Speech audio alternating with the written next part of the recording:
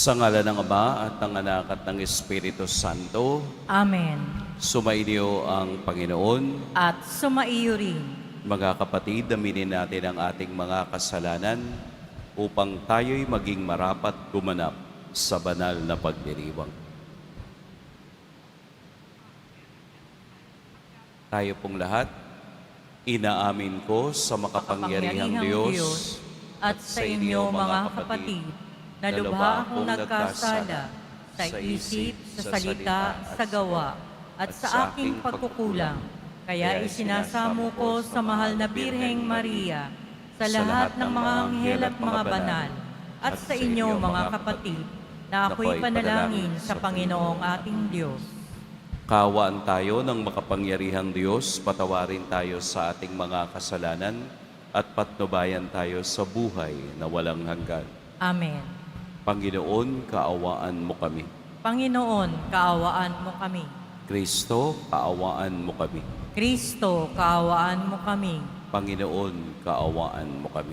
Panginoon, kaawaan mo kami. Manalangin tayo.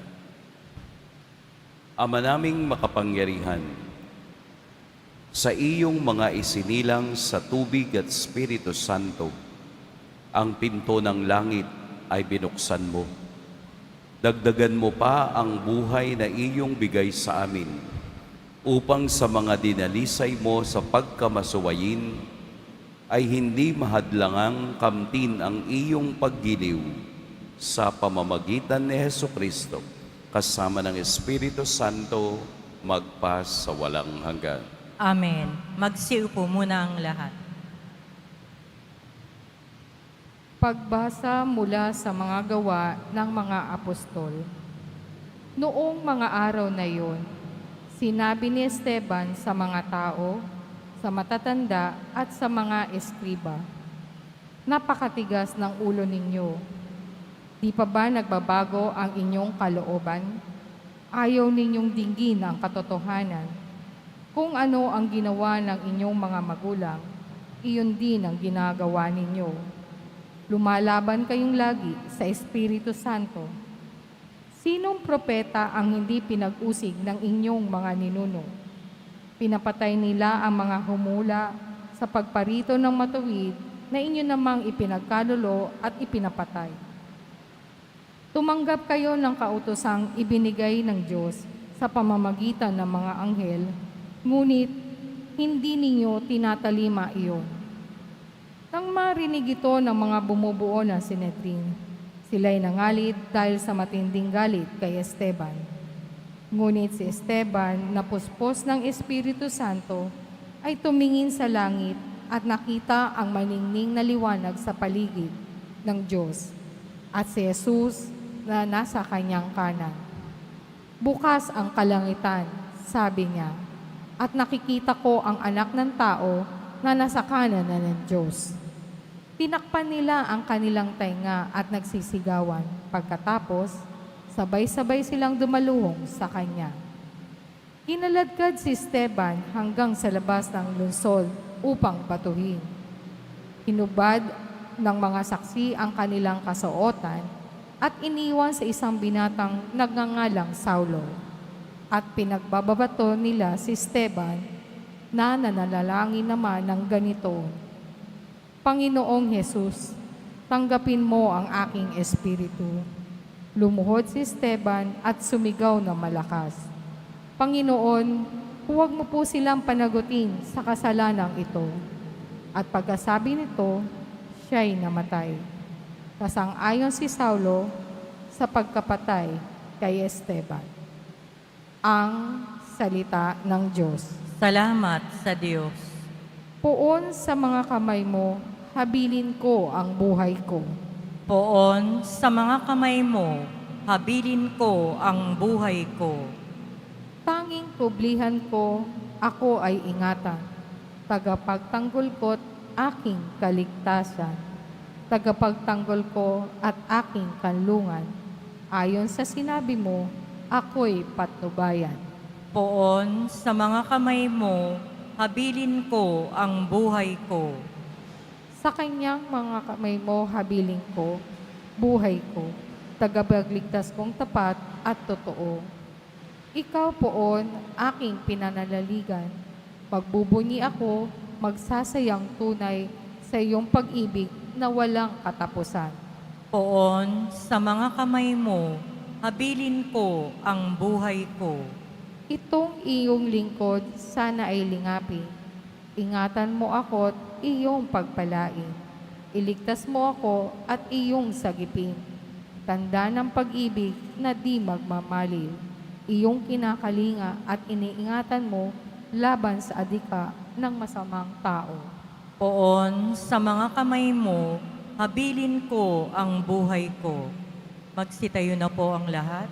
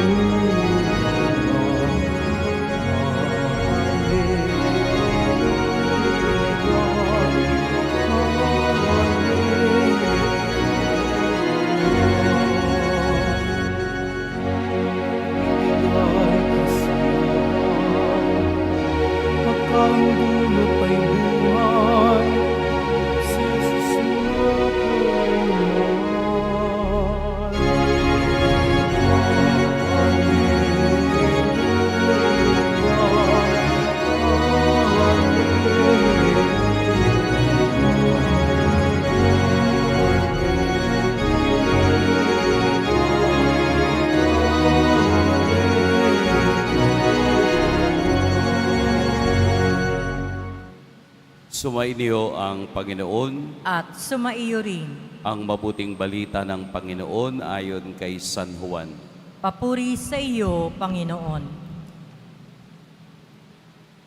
Noong panahong iyon, sinabi ng mga tao kay Jesus, "Ano pong kababalaghan ang maipakikita ninyo upang manalig kami sa inyo? Ano po ang gagawin ninyo?" Tanong nila. "Ang aming mga magulang ay kumain ng mana sa ilang ayon sa nasusulat. Sila'y binigyan niya ng pagkain mula sa langit, dugtong pa nila." Sumagot si Jesus, "Dapat ninyong malamang hindi si Moses ang nagbigay sa inyo ng pagkain mula sa langit, kundi ang aking Ama. Siya ang nagbigay sa inyo ng tunay na pagkain mula sa langit. Sapagkat ang pagkaing bigay ng Diyos ay yaong bumaba mula sa langit at nagbibigay buhay sa sanlibutan." "Ginoo," wika nila, "bigyan po ninyo kami lagi ng pagkaing iyon." "Ako ang pagkaing nagbibigay buhay," sabi ni Jesus. "Ang lumalapit sa akin ay hindi na magugutom, at ang nananalig sa akin ay hindi na mauuhaw kailanman." Mga kapatid, ang mabuting balita ng Panginoon. Pinupuri ka namin, Panginoong Hesukristo. Magsiupo muna tayong lahat. Magandang Martes po ng umaga sa lahat. Palagi na ninyo sigurong naririnig, nababasa o napapanood ang isang tanong. Ano ang cravings mo ngayon? Di po ba, no? Ano ang ninanasa mo ngayon? Ano yung gusto mong mangyari o magawa ngayon? Cravings, pagnanasa, pagnanais. Kasi ang tao ay palaging may cravings. Ayon po daw sa pag-aaral, mayroong 3 cravings ang tao. May 3 pagnanasa ang tao. Una ay physical cravings. Ano daw po yung nakasalalay sa physical cravings? Pagkain. Di po ba, no? Pero mahirap to pag pagkain ang pag-uusapan. Ikalawang cravings ay emotional cravings. May namimiss kang ibang tao, gusto mo nang ihag ka, no? Gusto mong yakapin ka. Yun yung emotional cravings, lalo na kapag ikaw ay under stress. Kapag ikaw ay nandoon sa level ng malungkot ka, there is an emotional cravings na may hinahanap kang ibang taong magpapasaya sa iyo. Ang ikatlong cravings ay psychological cravings. Ano po yung psychological cravings? Halimbawa, meron kang habit. Yun yung psychological cravings. Habit katulad ng smoking. Psychological yun. Na bago ka matulog, hahanapin mo munang mag-smoke. Pag gising mo sa umaga, ang hinahanap mo ay smoke. Ganon, psychological cravings. Bakit ko po binabanggit sa inyo yung mga cravings na yan? Dahil sa physical cravings, ang kaya mo lang namang kainin yung bagay na nakabubusog sa'yo. May limitasyon ang physical cravings. Hindi ka naman kumakain ng 24/7. Tumitigil ka din at that particular time, nabusog ka na. Dahil kapag kumain ka pa na ikaw ay busog na, ang tawag doon ay gluttony, kaswapangan. No? Ang emotional cravings ay may limitasyon din. Dahil hindi pwedeng palaging nanggagaling sa labas ang fulfillment ng iyong sarili. Ikaw mismo ang magpupulfill kung ano yung kulang sa'yo. May limitasyon, lalo na ang psychological cravings. Kapag ang lahat ng ito ay puno na at wala ng pagdadalhan, ano ang susunod? Mayaman ka na, pero bakit hindi ka pa rin kontento? Busog ka na, pero bakit parang hindi ka pa rin kontento? Kakakain mo pa lang ng breakfast, iniisip mo na kung anong kakainin mo ng tanghalian. Hindi ka pa rin kontento. May pera ka na, gusto mo pang madagdagan pa. Ganon din sa psychological cravings. You tend to control people. Dapat pag mahal mo ko, ako lang. Kapag kaibigan mo ko, ako lang. Hindi ka dapat titingin sa iba. Nagiging controlling na yung iyong pangangailangan. Kapag ang lahat ng ito ay napuno na at wala nang pupuntahan, we go to the next level. Ano ang next level? Spiritual cravings. Kapag hindi ka nagnanasa o nagnanais sa Diyos, hindi ka normal. Kapag hindi mo hinahanap ang Diyos sa buhay mo, natatabunan ka ng ibang pagnanasa. Naaagaw ang iyong atensyon ng lahat ng pagnanais na ito. Nagiging masyado ka ng selfish sa sarili mo na akala mo ito ang makapagpapasaya sa iyo. Ang mga taong sumunod kay Jesus, nung nakatikim ng unang himala ng pagpaparami ng tinapay, sila'y sumunod kay Jesus. Physical craving. Nabusog sila sa tinapay na ibinigay ni Jesus. Kaya ginawa itong pagkakataon ni Kristo na ituro ang isang katotohanan ng kaniyang misyon sa lahat. Ako ang pagkaing nagbibigay buhay. Ang lahat ng kumakain ay hindi na muling magugutom at mauuhaw. It is not only a physical craving. Itinataas ni Jesus ang antas ng ating pag-unawa na hindi lahat ng bagay sa mundo ay mananatili. Bagkus maghahanap tayo ng mas mataas na dahilan kung bakit tayo nabubuhay.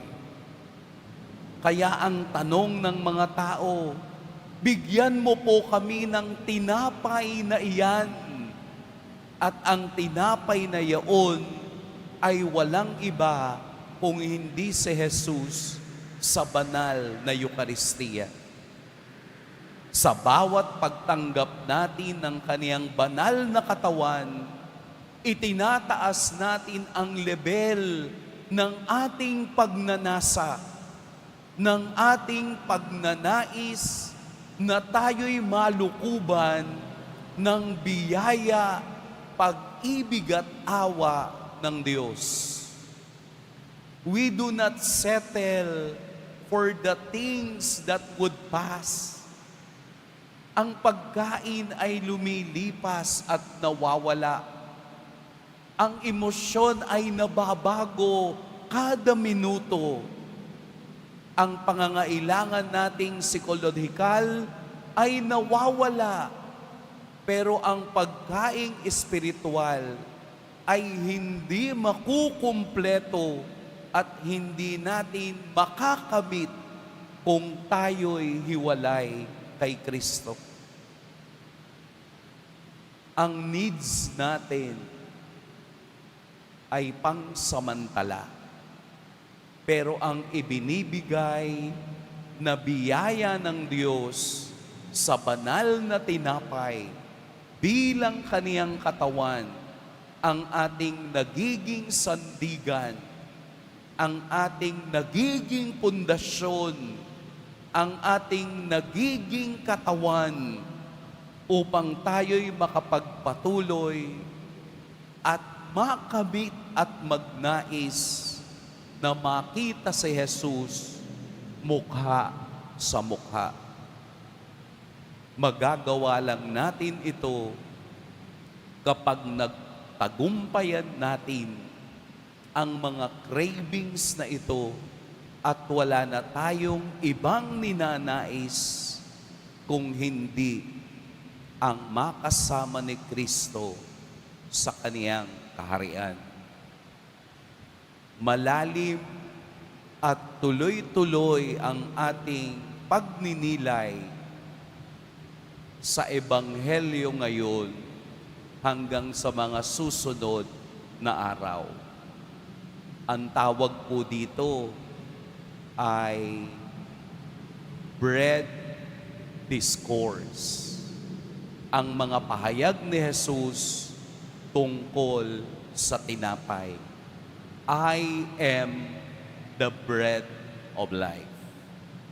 At ito tayo, ibinibigay ng Diyos, ibinibigay ni Jesus ang pinakamadaling paraan upang siya'y ating maunawaan sa pamamagitan ng tinapay. Tinatatakan ni Jesus ang tinapay na ito upang ito ang ating maging sandigan sa araw-araw ng paglalakbay. Huwag nating palitan ang pagnanais o pagnanasang iyan ng mga bagay na nawawala. Maghanda tayo bago at pagkatapos na tanggapin natin ang kaniyang banal na katawan. The Bread of Life Discourse ay magbibigay sa atin ng pananaw kung sino si Kristo at ano ang kaniyang pwedeng ibigay na biyaya sa lahat ng tumatanggap nito. Sa Ebanghelyo, ang tunay na tinapay ay hindi yung karanasan ng kanilang mga nakatatanda sa ilang, kung hindi ang tunay na tinapay ay ang bumaba sa langit, walang iba kung hindi ang ating Poong Jesus Nazareno. Paghandaan natin bago at pagkatapos tanggapin. Bago po tanggapin, huwag muna kayong kakain ng 1 oras. Fasting po ang tawag doon. Kumain na po ba kayo agad? Huwag muna. Hayaan muna nating ang manguna sa ating umaga ay ang kaniyang banal na katawan. Pagkatapos, ganun din, namnamin muna ng ating katawan ang biyayang iyan upang tayo'y maging kamukha ni Jesus at maging kasangkapan ng kaniyang biyaya. Pagpalain tayo ng Poong May Kapal.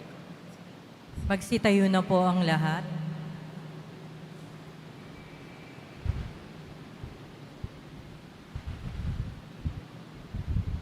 Minamahal kong mga kapatid, inaanyayahan tayo na umasa kay Jesus upang makamit ang kasiyahang maibibigay lamang ng ipinangakong langit. Jesus, tugunan mo ang lahat ng aming gutom at uhaw. Jesus, tugunan mo ang lahat ng aming gutom at uhaw. Ang simbahan naway magsikap na maihatid ang pag-ibig ni Jesus sa lahat ng taong nagugutom sa tinapay ng buhay. Manalangin tayo. Jesus, tugunan mo ang lahat ng aming gutom at uhaw. Atin nawang maunawaan na ang presensya ni Kristo sa Eukaristiya ay isang palagiang pagtawag sa atin upang ibahagi ang ating buhay sa lahat ng ating nakakadaupang palad. Manalangin tayo. Jesus, tugunan mo ang lahat ng aming gutom at uhaw. Ang mga nagtitiis ng gutom at pagkauhaw, naway matugunan ni Jesus na siyang ang ating tinapay. Manalangin tayo. Jesus, tugunan mo ang lahat ng aming gutom at uhaw. Ang mga may sakit, naway makakuha ng lakas sa pagtanggap sa Eukaristiya. Manalangin tayo. Jesus, tugunan mo ang lahat ng aming gutom at uhaw. Ang mga pinalakas ng Eukaristiya sa buhay na ito, naway muling buhayin sa huling araw. Manalangin tayo. Jesus, tugunan mo ang lahat ng aming gutom at uhaw. Ama naming nasa langit, isinugo mo mula sa langit ang iyong anak upang maging pagkain ang aming kaluluwa at akayin kami patungo sa iyo. Marapatin mo na sa pamamagitan ng aming pananampalataya kay Jesus na tinapay ng buhay, kami ay laging makasama sa iyo. Hinihiling namin ito sa pamamagitan ni Kristo na aming Panginoon. Amen. Magsiupo muna ang lahat.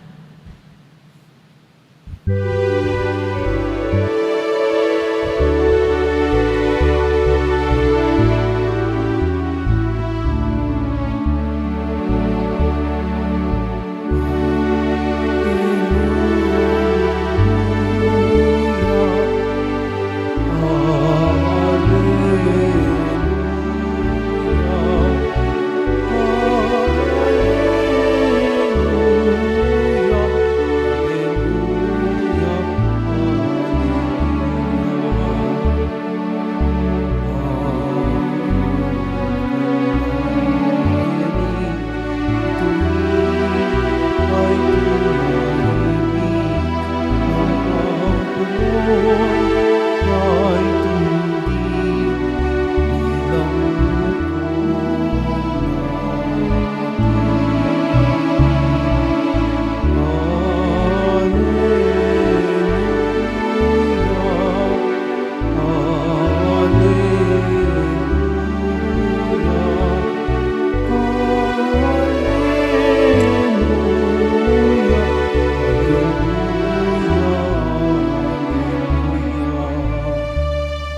Magsitayo na po ang lahat. Manalangin kayo mga kapatid upang ang paghahain natin ay kalugdan ng Diyos amang makapangyarihan. Tanggapin nawa ng Panginoon itong paghahain sa iyong mga kamay, sa kapurihan niya at karangalan, sa ating kapakinabangan at sa buong sambayanan niyang banal. Ama naming lumikha, tanggapin mo ang mga alay na iyong sambayanang natutuwa. Ang pagkabuhay ng iyong anak na niloob mong aming ikatuwa ngayon ay papagbungahin mo ng galak na manatili sa amin habang panahon sa pamamagitan niya kasama ng Espiritu Santo magpa sa walang hanggan. Amen. Sumainyo ang Panginoon. At sumaiyo rin. Itaas sa Diyos ang inyong puso at diwa. Itinaas na namin sa Panginoon. Pasalamatan natin ang Panginoong ating Diyos. Marapat na siya ay pasalamatan. Ama naming makapangyarihan, tunay ngang marapat na ikaw ay aming pasalamatan. Ngayong ipinagdiriwang ang paghahain ng Mesiyas, ang maamong tupa na tumubos sa aming lahat. Naghahaing walang humpay ang anak mong minamahal, upang magkasalo-salo ang tanan sa piging ng iyong buhay. Hindi na mamamatay ang inihain sa krus. Ang sa krus ay pinakoy, buhay lagi bilang handog. Kaya kaisa na mga anghel na nagsisiawit ng papuri sa iyo, nang walang humpay sa kalangitan, kami nagbubunyi sa iyong kadakilaan. Santo, Santo, Santo, Panginoong Diyos ng mga hukbo, napupuno ang langit at lupa ng kadakilaan mo. Hosana sa kaitaasan. Pinagpala ang naparirito sa ngalan ng Panginoon. Hosana sa kaitaasan. Magsiluhod po ang lahat. Ama naming banal, ikaw ang bukal ng tanang kabanalan. Kaya't sa pamamagitan ng iyong Espiritu, gawin mong banal ang kaloob na ito upang para sa amin maging katawan at dugo ng aming Panginoong Heso Kristo.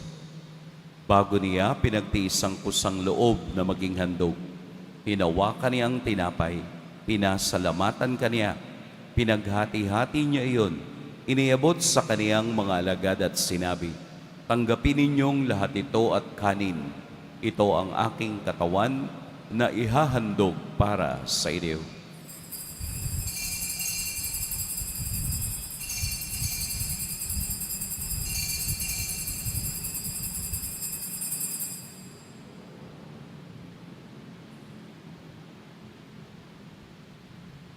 Gayun din naman, noong matapos ang hapunan, hinawakan niya ang kalis, muli kaniyang pinasalamatan, inabot niya ang kalis sa kaniyang mga alagad at sinabi, "Tanggapin ninyong lahat ito at inumin. Ito ang kalis ng aking dugo, ng bago at walang hanggang tipan, ang aking dugo na ibubuhos para sa inyo at para sa lahat, sa ikapagpapatawad ng mga kasalanan. Gawin ninyo ito sa pag-alala sa akin."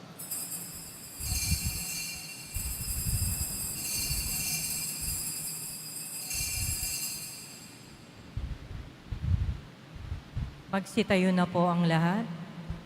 Ipagbunyi natin ang misteryo ng pananampalataya. Si Kristo'y namatay, si Kristo'y nabuhay, si Kristo'y babalik sa wakas ng panahon. Ama, ginagawa namin ngayon ang pag-alala sa pagkamatay at muling pagkabuhay ng iyong anak. Kaya't iniaalay namin sa iyo ang tinapay na nagbibigay buhay at ang kalis na nagkakaloob ng kaligtasan. Kami nagpapasalamat dahil kami iyong minarapat na tumayo sa harap mo para maglingkod sa iyo. Isinasamo namin kaming magsasalo-salo sa katawan at dugo ni Kristo ay mabuklod sa pagkakaisa sa pamamagitan ng Espiritu Santo. Ama, lingapin mo ang iyong simbahang laganap sa buong daigdig. Puspusin mo kami sa pag-ibig kaisa ni Jose na aming obispo at ng tanang kaparian. Alalahanin mo rin ang mga kapatid naming nahimlay nang may pag-asang sila'y muling mabubuhay, gayon din ang lahat ng mga pumanaw. Kaawaan mo sila at patuloyin sa iyong kaliwanagan. Kaawaan mo at pagintapating kaming lahat na makasalaw sa iyong buhay na walang wakas.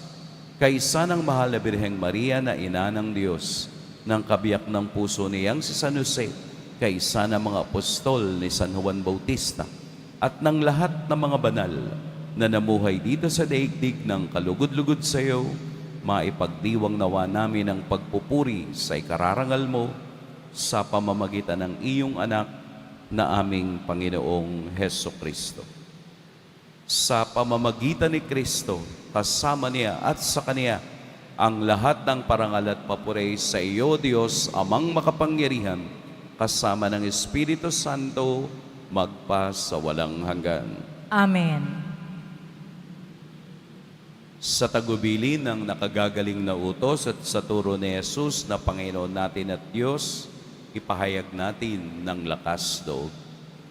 Ama namin, Sumasalangit ka, sambahin ang ngalan mo, mapasa amin ang kaharian mo, sundin ang loob mo dito sa lupa para ng sa langit. Bigyan mo kami ngayon ng aming kakanin sa araw-araw, at patawarin mo kami sa aming mga sala, para ng pagpapatawad namin sa nagkakasala sa amin.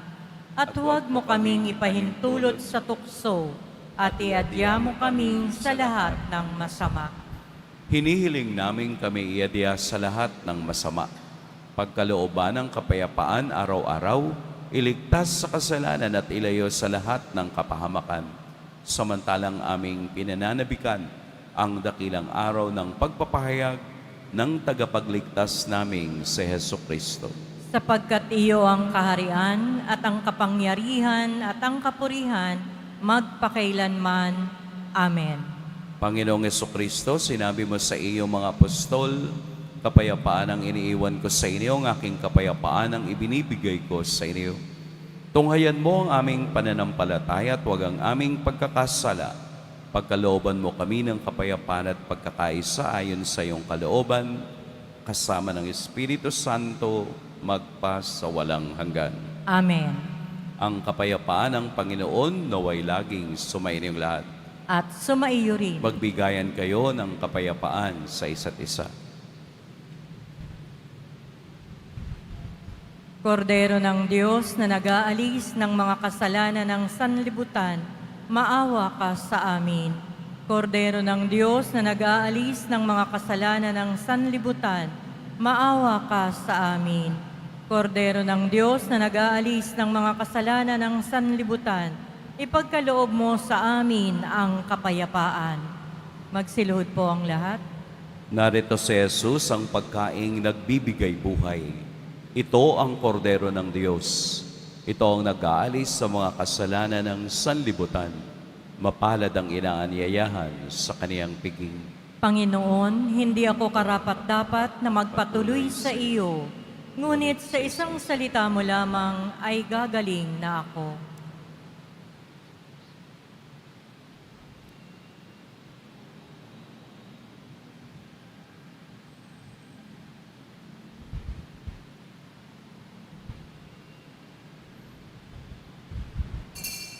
Para sa lahat ng tatanggap ng banal na komunyon, sasagot po tayo ng Amen pagkasabi ng pari o ng lay minister ng katawan ni Kristo. Isubo agad sa bibig bago umalis sa harapan ng pari o lay minister. Sumunod po tayo.